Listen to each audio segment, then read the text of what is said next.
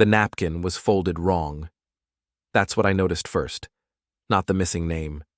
Not the careful silence at our table. Just the napkin, creased at an angle that would never pass a proper setup inspection. I'd trained staff at this hotel. I knew their standards. Someone had rushed the ballroom prep. My wife sat 2 seats away, her posture perfect, her smile calibrated for the room. Victoria, 51 years old, Senior Vice President of Operations for one of the largest hospitality management firms in the country. Tonight was her night. The Pinnacle Achievement Award. 20 years of growth, innovation, and leadership. The program said so. I read it 3 times before I realized my name wasn't in it. Not in the opening remarks, not in the acknowledgments, not even in the small print sponsor list at the back, where they thanked everyone from the catering company to the AV crew. I set the program down and picked up my water glass. The ice had already melted. We'd been sitting for 40 minutes while the pre-dinner speakers droned through corporate vision statements and market projections. The kind of talk that sounds important until you realize it's just expensive words arranged around simple ideas. Our son sat across from me. Daniel, 32, sharp suit, sharper smile. His wife Elena sat beside him, scrolling through her phone under the table. They'd arrived late, just before the doors closed. No apology, just a quick wave and a whispered joke I didn't catch. The first course arrived, some kind of foam on a tiny plate. I ate it without tasting it. Nervous? Daniel asked Victoria. Excited, she said.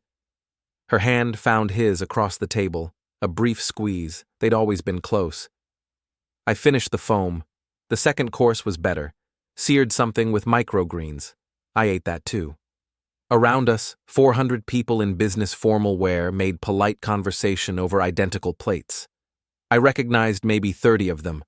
Colleagues from Victoria's firm, competitors from other companies, a few faces from the Industry Association Board. None of them looked at me. That wasn't unusual. I wasn't part of Victoria's world, not really. I'd spent my career on the other side of the industry, the operational side, facilities management, systems coordination, the person who makes sure the lights turn on and the water stays hot and the emergency exits aren't blocked, the person who gets called at 3 a.m. when a pipe bursts, or a generator fails, or a sprinkler system floods a conference room, support role. That's what her boss called it later. But I'm getting ahead of myself. The main course came and went. Beef, I think. Tender enough. The woman next to me, someone from Victoria's marketing department, made small talk about hotel renovations and occupancy rates. I nodded at the right moments. I've always been good at that.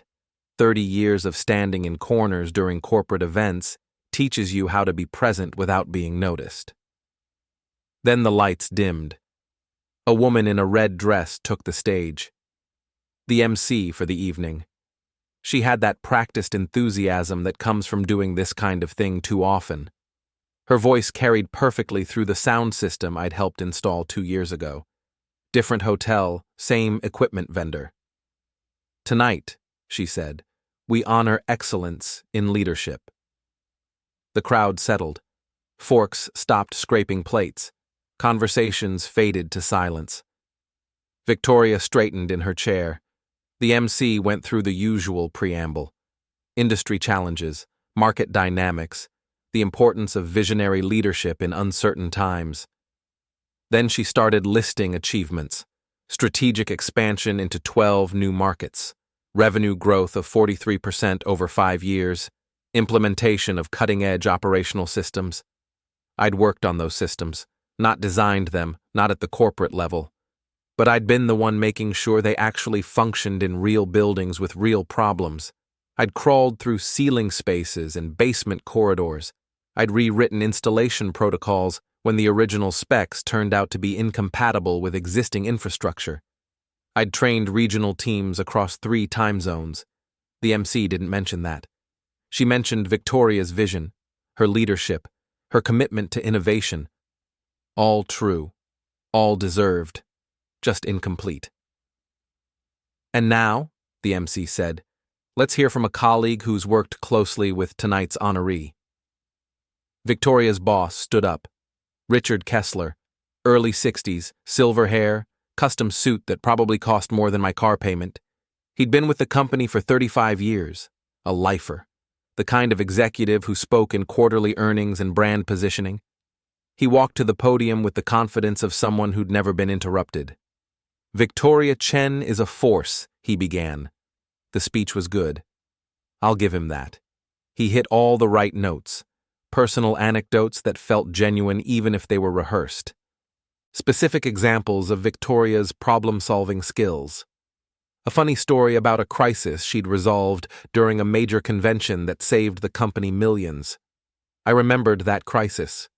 I'd been there. I'd been the one rerouting power when the main transformer blew. I'd been the one finding backup equipment at midnight. I'd been the one coordinating with the fire marshal and the building inspector and the panicked event organizers. Richard Kessler mentioned quick thinking by our team. Our team, not my name. The speech went on, more praise, more examples. Then Richard paused, smiled, and said the thing that changed everything. Of course, we don't credit support roles up here. He said it like a joke, light, throwaway, just a little jab at all the behind-the-scenes people who made the real work possible. The room laughed. Not loud, not mean, just a polite ripple of acknowledgment, the kind of laughter you give when someone in authority makes a comment that's vaguely amusing and completely safe. Victoria didn't laugh. I saw her face. Just for a second. A flicker of something that might have been discomfort or might have been fear. Then it was gone, replaced by her professional smile. Daniel laughed. So did Elena. I sat still. The clapping started. Richard Kessler returned to his seat. The MC took the stage again. A video began playing on the large screens flanking the stage. A montage of Victoria's career. Photos from conferences and ribbon-cutting ceremonies and charity events. Testimonials from colleagues and clients. I wasn't in any of them. That didn't surprise me. I'd never been the photo type. I preferred working to posing, but the absence felt deliberate. Surgical. The video ended. The lights came up slightly. The MC introduced Victoria. More applause. Louder this time. Sustained. Victoria stood, smoothed her dress, and walked to the stage. Her heels clicked on the hardwood floor. She moved with the grace of someone who'd done this before. Not nervous. Prepared. She took the podium, adjusted the microphone, smiled at the room. Thank you, she said. This is an incredible honor. Her speech was shorter than Richard's. She thanked the company. She thanked her team. She mentioned specific people by name, colleagues who'd contributed to various projects over the years. She didn't mention me, not directly. She had a line near the end about the support of family, but it was generic, the kind of thing you say because it's expected. I watched her face, calm, controlled, professional. She finished. More applause. She returned to her seat. Then the final slide appeared on the screen. A summary graphic. Key achievements over Victoria's career. Bullet points with dates and metrics. I recognized every item on the list.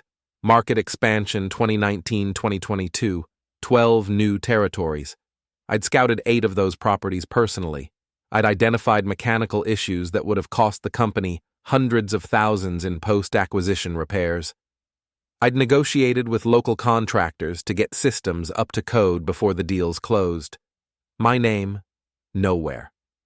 Systems Integration 2020-2021, enterprise-wide operational platform. I'd spent 14 months on that project. I'd been the one translating corporate requirements into actual functional specifications. I'd tested every module in live environments. I'd written the training materials for facility managers across the portfolio. My name, nowhere. Crisis Management 2018, Convention Center Power Failure Recovery. That was the story Richard had mentioned, the one that saved millions. I'd been on site for 72 straight hours. I'd coordinated equipment rentals, temporary installations, and regulatory inspections. The slide credited leadership team and operational excellence. Not me. The room went quiet.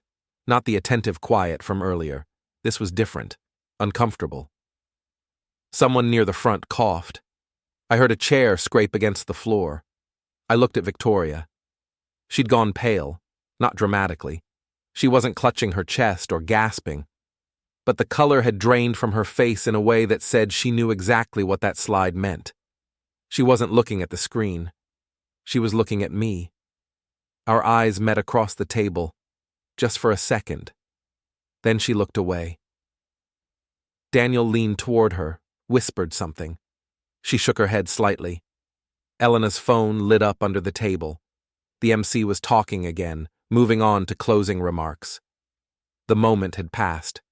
People were starting to gather their things, checking phones, preparing for the networking portion of the evening. I stood up. "Bathroom," I said to no one in particular. No one responded. I walked out of the ballroom, through the carpeted hallway, past the coat check and the decorative fountain. I knew this building. I'd worked here a dozen times. I knew where the service corridors were, the loading docks, the mechanical rooms. I found a quiet corner near the staff elevator and stood there for a while. My phone buzzed. A text from Victoria. "Where are you?" I didn't reply. Another buzz. "People are asking." I put the phone back in my pocket. The elevator doors opened. A woman in a hotel uniform pushed out a cart loaded with dirty dishes. She glanced at me, nodded politely, and kept moving. I watched her disappear around the corner. Then I went back to the ballroom. The ceremony had ended. People were standing in clusters, drinks in hand, voices rising in that particular pitch of forced enthusiasm that comes at the end of long corporate events. Victoria was surrounded, colleagues congratulating her, handshakes and shoulder touches and promises to follow up next week. She handled it perfectly, gracious without being effusive, engaged without being needy. I stood at the edge of the room and waited. Daniel saw me first. He broke away from a conversation with someone I didn't recognize and walked over. "Hey," he said. "You okay?" "Fine. You disappeared." "I'm back." He studied my face for a moment, looking for something. I kept my expression neutral. "That slide was weird," he said finally. "Which slide?" "The achievements one. It made it seem like Mom did everything alone." "She did a lot." "Yeah, but..."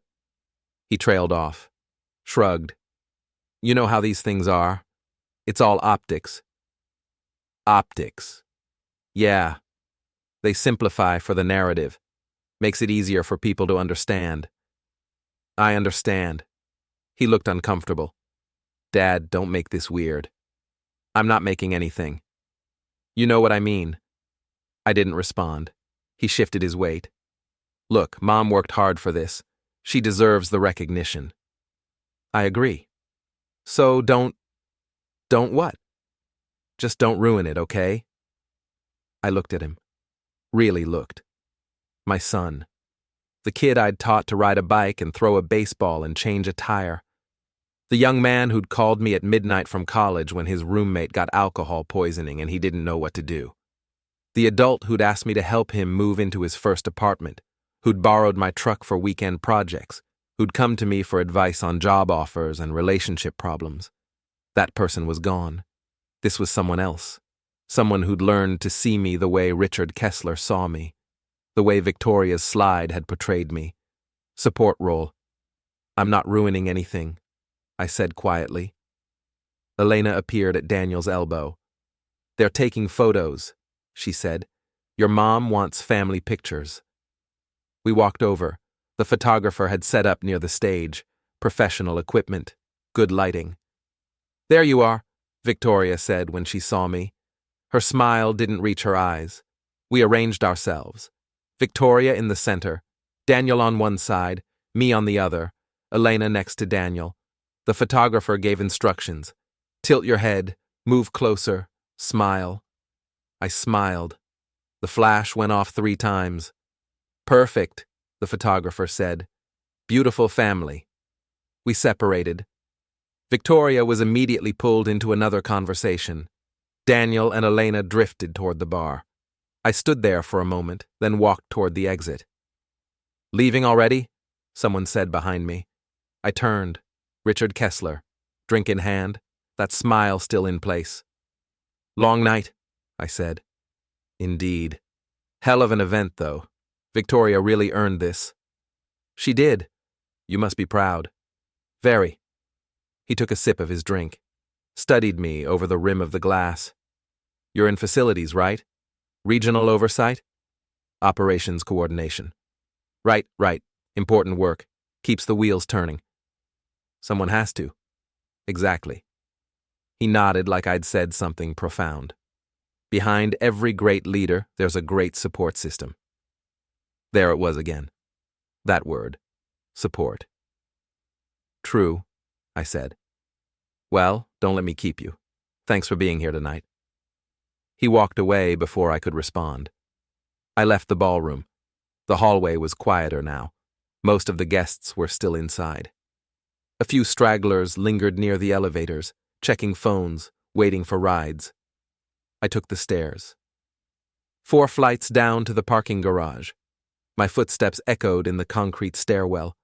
The garage was nearly empty. Most people had used valet parking. I'd driven myself.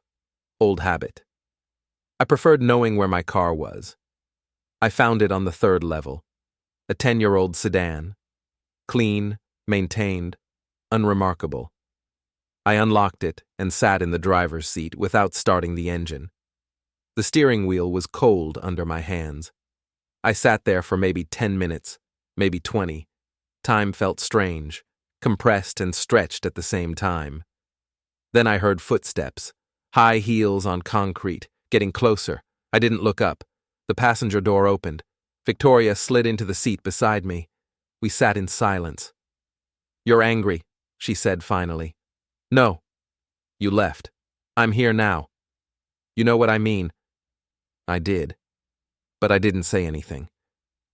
That slide was a mistake, she said. Richard's team put it together. I didn't see it until tonight. Okay. I'm serious. I had no idea they were going to leave your name off. Okay. Stop saying okay like that. How should I say it?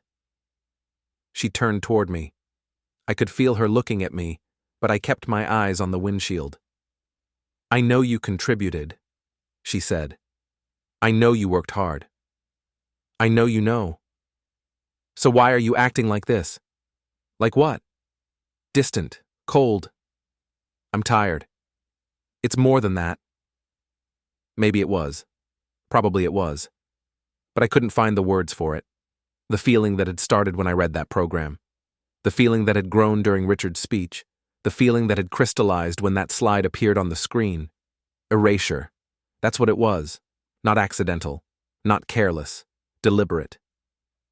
I need to go home, I said. We should talk about this. Not tonight. When? I don't know. She was quiet for a moment. Then she opened the door. Daniel and Elena are waiting. I'm riding back with them. Okay. She paused. I really am sorry about the slide. I believe you. She left. I heard her heels clicking away across the garage. Then an elevator door opened and closed. I started the car. The drive home took 30 minutes. Streets I'd driven 1,000 times. Turns I could make without thinking. Our house sat at the end of a quiet cul-de-sac in a neighborhood where every lawn looked the same and every mailbox matched. Victoria's car wasn't in the driveway when I arrived. She'd be another hour at least, networking, celebrating, basking in the recognition. I unlocked the front door and stepped inside. The house was dark, silent. I didn't turn on the lights. I walked through the living room, the kitchen, the hallway.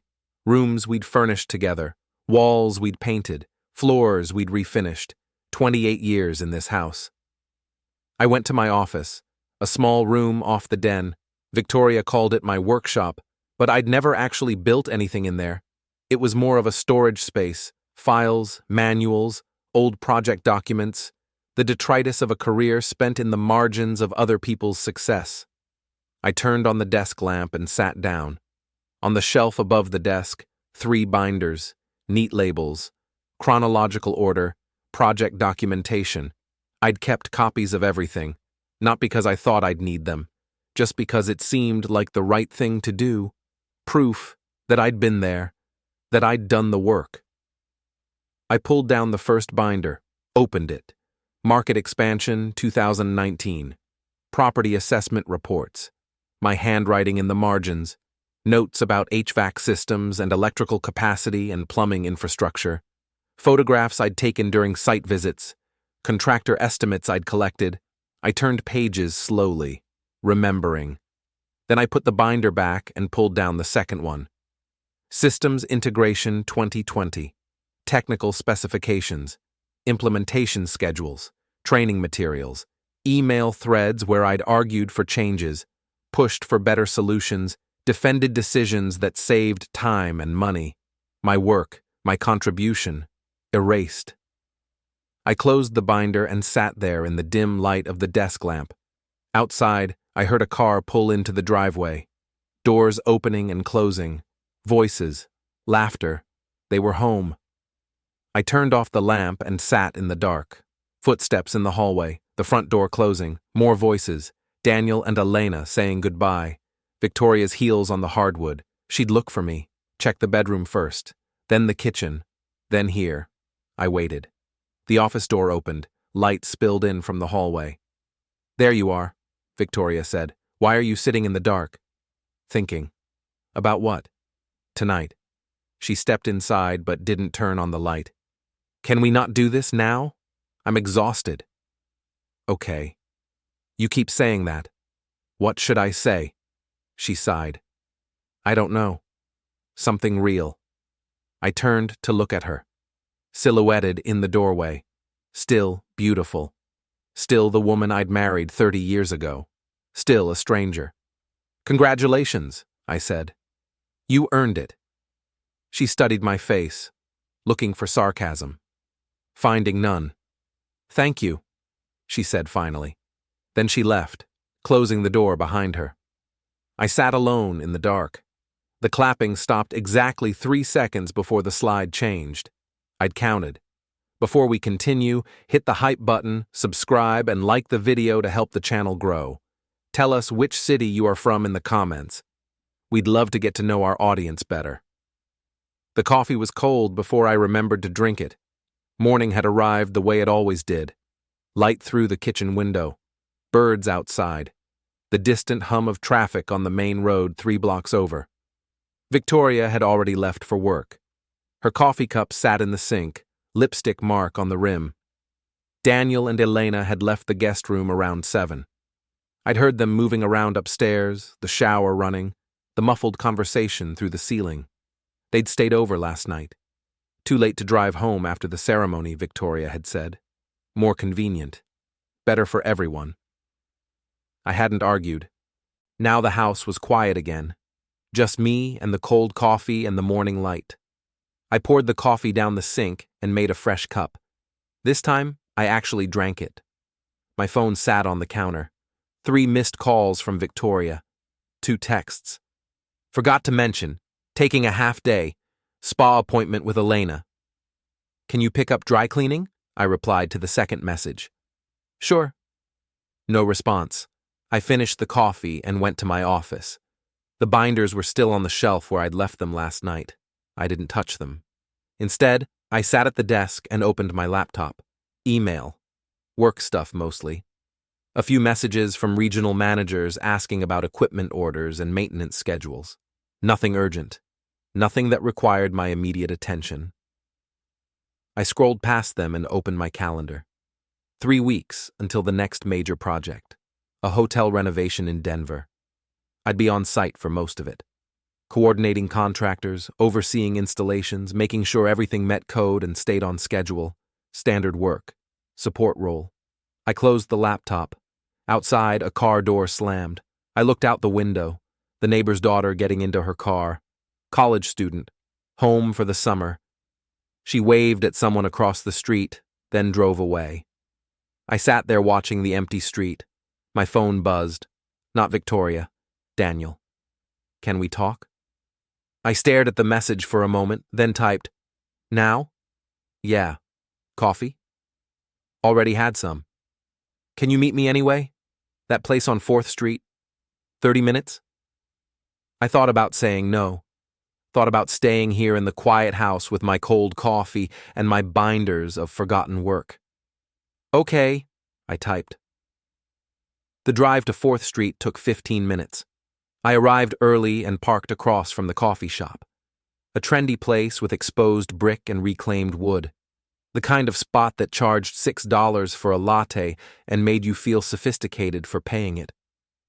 I went inside, ordered plain coffee. The barista looked disappointed, like I'd failed some unspoken test. I found a table near the back and waited. Daniel arrived exactly on time. He saw me, nodded, went to the counter, ordered something complicated, paid with his phone, waited while they made it. He joined me with a tall cup covered in foam.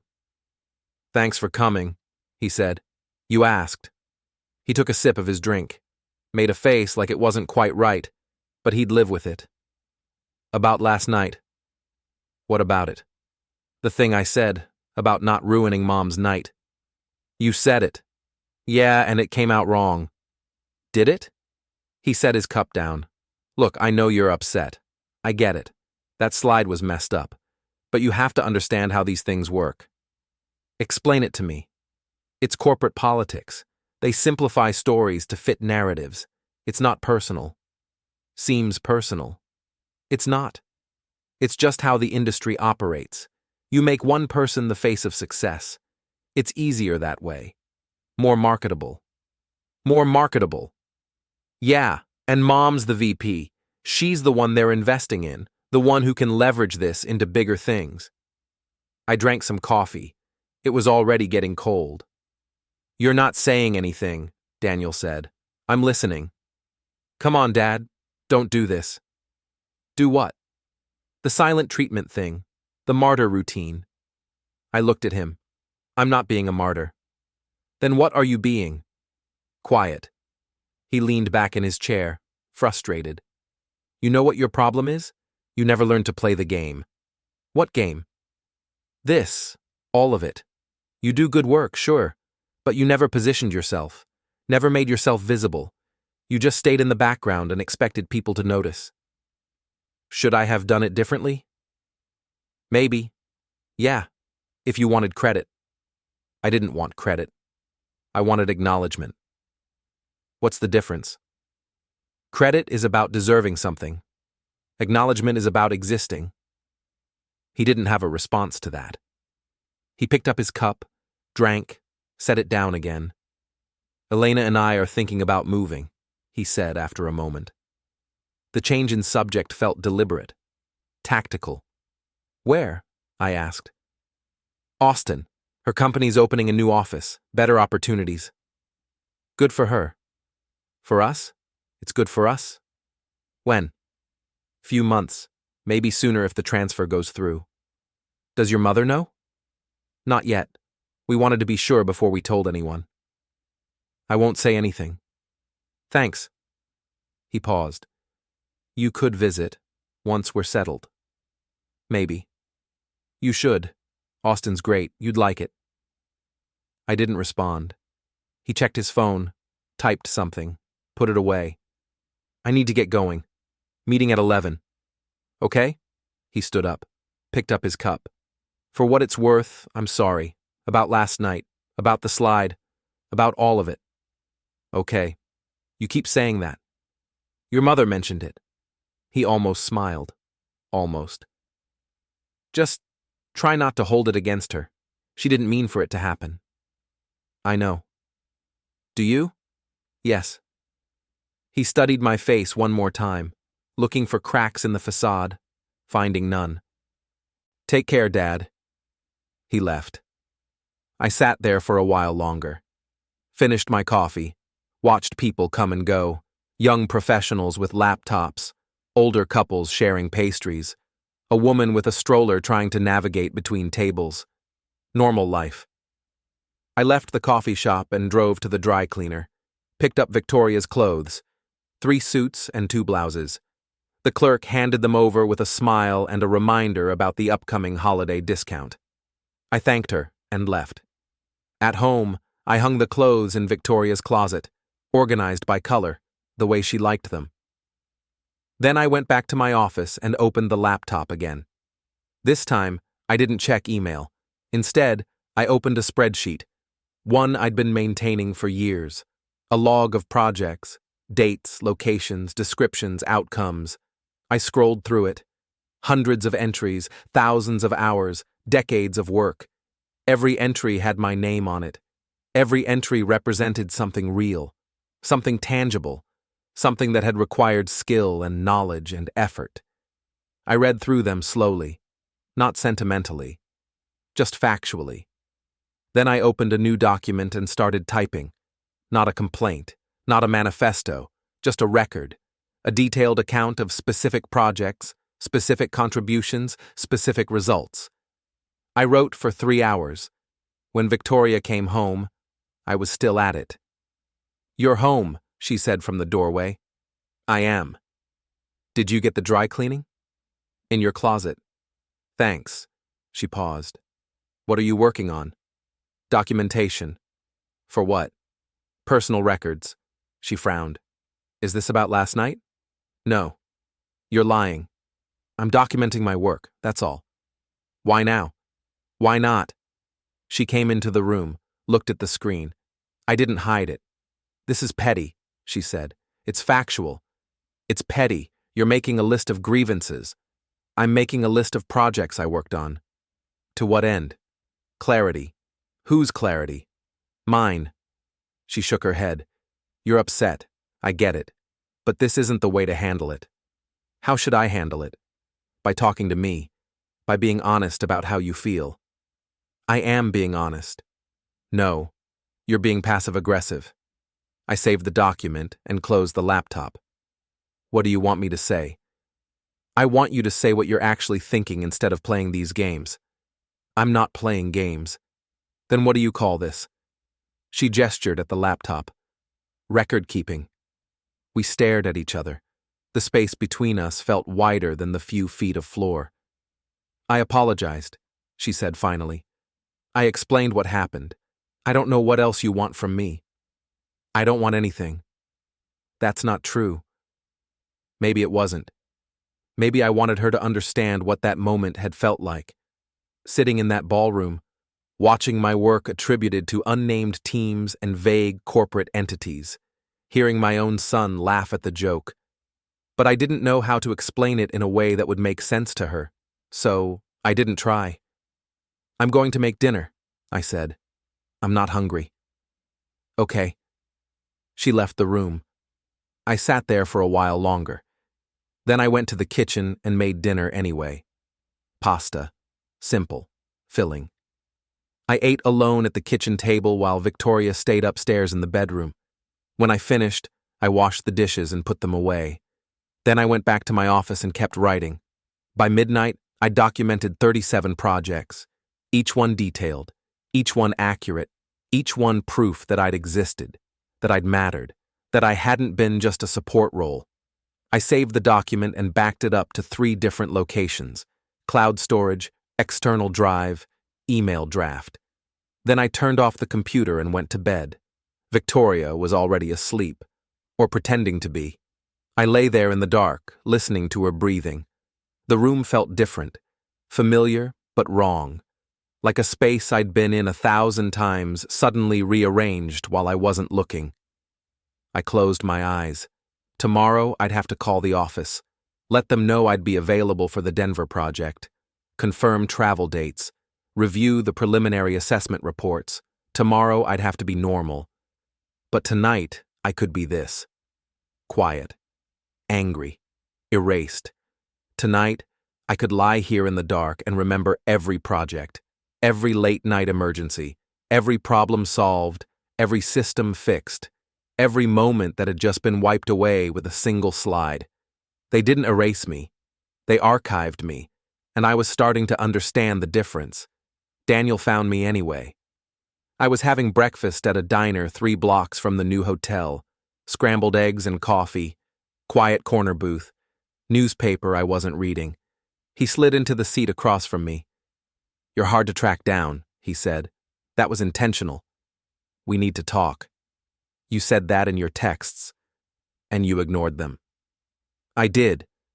He looked tired. Circles under his eyes, wrinkled shirt. Not his usual polished appearance. "Mom's a mess," he said. "I'm sorry to hear that." "Are you?" "I don't wish her harm." "You're harming her by doing this, by disappearing, by refusing to engage." "I'm giving her space." "Bullshit. You're punishing her." The waitress appeared, refilled my coffee, asked Daniel if he wanted anything. He shook his head. She left. "What do you want?" I asked. "I want you to stop." "Stop what?" "Whatever you're planning. The lawyers said you wouldn't sign the NDA, that you walked out of the meeting. Your mother sent lawyers after me. That doesn't suggest she wants reconciliation. She wants protection from whatever you're going to do. I haven't done anything. But you're going to. We both know it." I drank my coffee, still hot, still bitter. "The investor summit," Daniel said. "You're planning something for the summit." "Am I?" "You're still on the access list. I checked. You haven't withdrawn your credentials." "I might attend." "Why?" "Professional interest." "You're lying." "Prove it." He leaned forward. "Dad, listen to me. If you disrupt that event, if you create a scene, or make accusations, or try to embarrass Mom in front of investors, it will destroy her career. Everything she's built, everything she's worked for. Everything we've worked for. Fine. Everything you've both worked for. Is that what you want? To burn it all down?" "I want acknowledgement." "You'll get acknowledgement, just not the way you're planning." "What way then?" "Privately, quietly. We can arrange for your contributions to be documented, properly credited, in internal records, company archives. But not publicly." "No, not publicly." "So I'll be acknowledged, but invisible." "You'll be acknowledged appropriately, in the right contexts." I set down my coffee cup. "That's not enough." "Then what is enough?" "The truth, in public, in front of the people who matter." "That's not going to happen." "We'll see." He stood up, angry now. "You're being selfish. You know that? Completely selfish." "Probably. This isn't just about you. Elena and I are trying to build a life. We're trying to move forward. Your vendetta is affecting us too." "How?" "Mom's distracted, stressed. It's impacting her work, which impacts our plans, our timeline. Your inheritance timeline." His face went red. "That's not fair." "Isn't it? You erased me to protect your investment in her career. Now you're asking me to stay quiet to protect the same thing." "I was protecting her, not myself." "You were protecting both." He didn't deny it. "I'm leaving," he said. "But I'm warning you. If you go through with this, whatever you're planning, there will be consequences. Legal, personal, financial." "I understand." "Do you? Because I don't think you do. I don't think you understand what you're risking." "Then explain it to me." "You'll lose everything. The house, the marriage, your relationship with me, with Elena, with everyone." "Maybe those things are already lost." He stared at me. "You really believe that?" "I do." "Then there's nothing I can say to change your mind." "No." He walked away. I watched him through the window, getting into his car, sitting there for a moment, then driving off. I finished my eggs. They'd gone cold. 3 weeks until the summit. 3 weeks until truth became public. I paid the check and left. That afternoon, Marcus called. "They're moving against you," he said. "How?" "Legal filings, restraining order, claiming you've made threatening statements." "I haven't." "Doesn't matter. They're creating a paper trail, building a case that you're unstable." "Can they do that?" "They can try, But it takes time. Court dates, evidence. They won't get a restraining order before the summit unless they can prove immediate danger. What should I do? Nothing. Stay quiet. Stay out of trouble. Don't give them ammunition. Okay. And Robert? Yeah? Be ready for them to get creative. They're going to try everything they can to stop you. The Riverside Convention Center looked exactly like I remembered. Glass facade, modern architecture, efficient systems I'd helped design 5 years ago. I knew every corridor, every emergency exit, every service entrance. I arrived at 4 in the afternoon. Summit didn't start until 6, but I wanted time. Time to position, time to prepare. I parked in the auxiliary lot, not the main entrance. Walked around to the service entrance on the east side. My credentials still worked. Scanned it. Door unlocked. Inside. The service corridor was empty. Concrete floors, fluorescent lights, the familiar hum of mechanical systems. I made my way to the main level, stayed in the back hallways, avoided the front areas where setup was happening, found a service closet near the main ballroom, unlocked. Empty, except for folding chairs and old signage. I went inside, locked the door from the inside, sat down on a folding chair, opened my laptop, not connected to the internet, just the presentation file.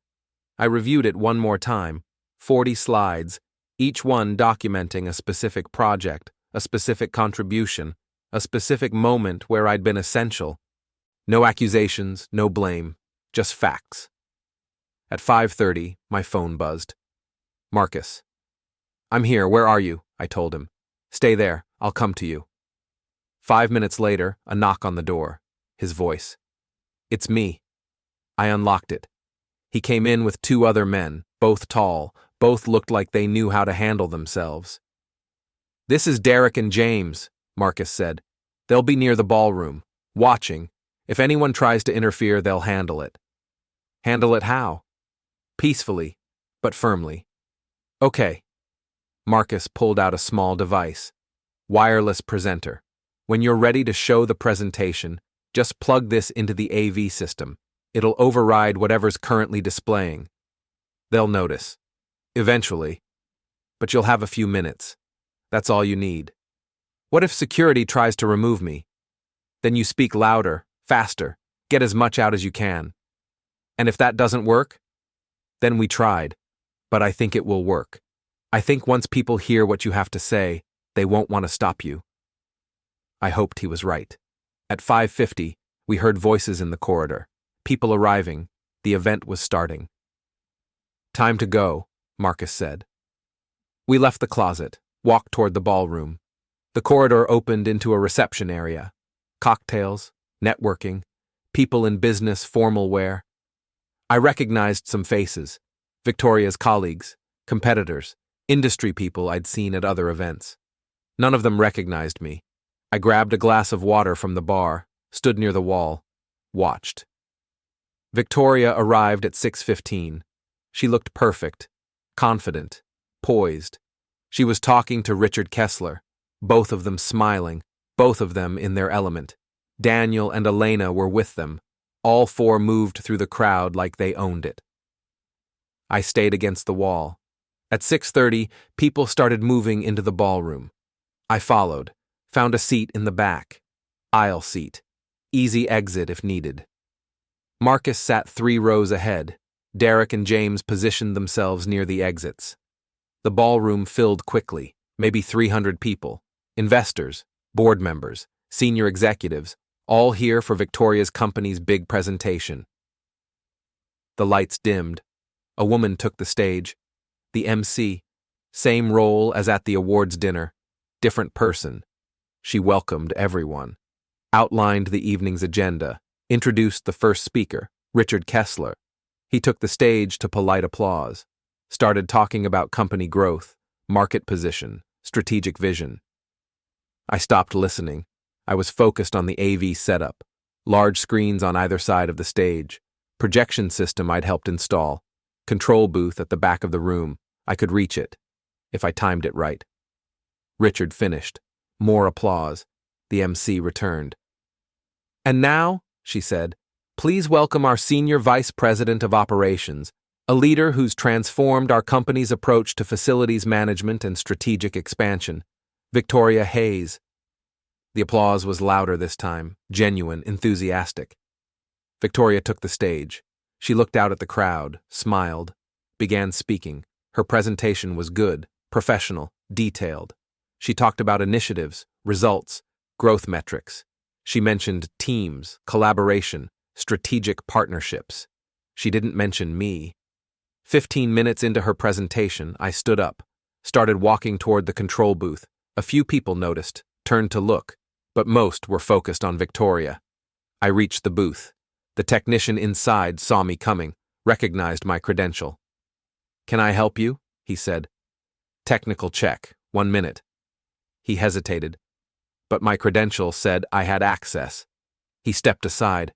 I plugged in the wireless presenter Marcus had given me. The system recognized it immediately. On the screens, Victoria's slide disappeared, replaced by my first slide. Bold text: Operational Contributions 2015-2025. The room went quiet. Victoria stopped mid-sentence, looked at the screens, looked confused. I stepped out of the booth, walked toward the stage. "Ladies and gentlemen," I said. My voice carried. The room's acoustics were excellent. I'd made sure of that during installation. "My name is Robert Hayes. I'm Victoria's husband, and I'd like to share some information you might find relevant." Security started moving. 2 guards heading toward me from different directions. I kept talking. "The achievements you just heard about, the strategic expansion, the systems integration, the crisis management, I was there, I did the work." Victoria was standing frozen on the stage.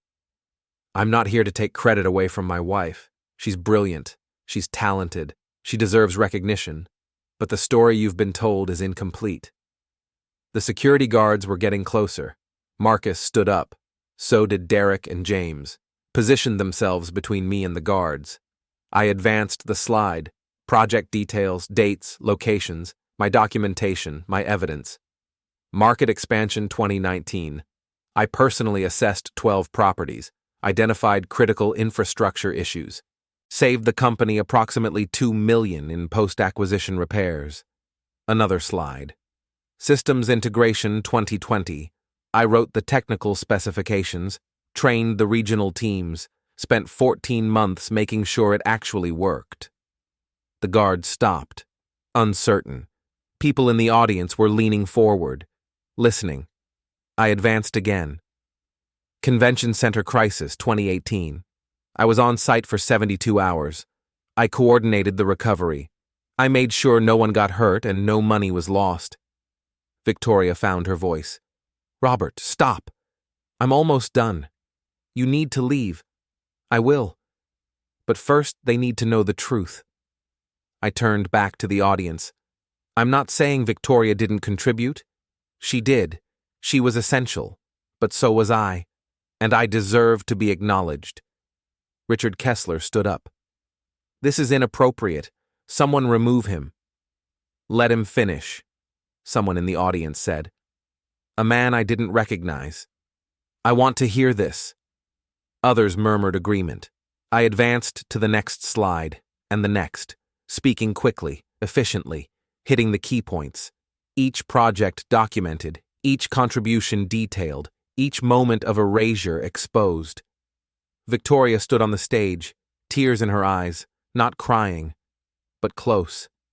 Daniel was in the front row, face red, furious. I didn't care. I kept going, slide after slide, fact after fact. The audience was silent, listening, processing. When I reached the final slide, I paused. "I'm not here for revenge," I said. "I'm here for acknowledgement. For 30 years, I did the work. I solved the problems. I made things happen. And I was invisible." I looked at Victoria. "I don't blame you for wanting success, for taking opportunities, for building a career, but you didn't build it alone. None of us do.